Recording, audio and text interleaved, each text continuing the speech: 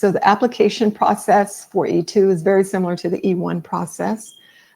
Essentially, you need to have your passport and other documentation to prove your nationality, complete the required forms. But unlike the E1 visa, it's more focused not on the substantial trade, but proof of your investment. And very, very important is a business plan, a very detailed business plan that describes how you will, even if you're buying an existing business, you will still need a business plan to show how you believe the business will grow over the next 5 years in revenues as well as staffing. And then, of course, you will need to provide proof of your financial ability to invest as well. We'll go more in detail as to the specific documents that you need. But again, the process is very much the same. You would apply for the visa at the U.S. Embassy in whatever country you are in.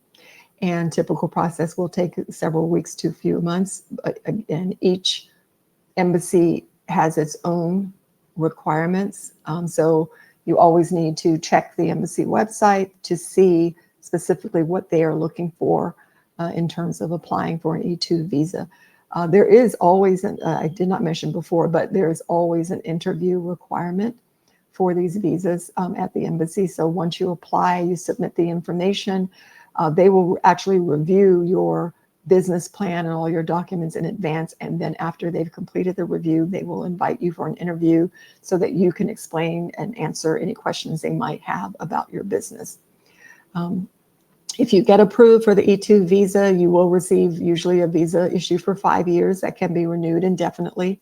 But again, your stay in the United States is limited to 2 years for each entry.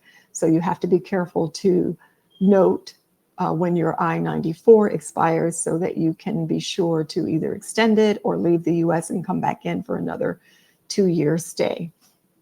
But you still also have the option if you are in the US already in another legal status. So let's say, for example, you've come into the US as a business visitor or as a visitor, and you decide that you want to apply for an E2 visa without going to the embassy.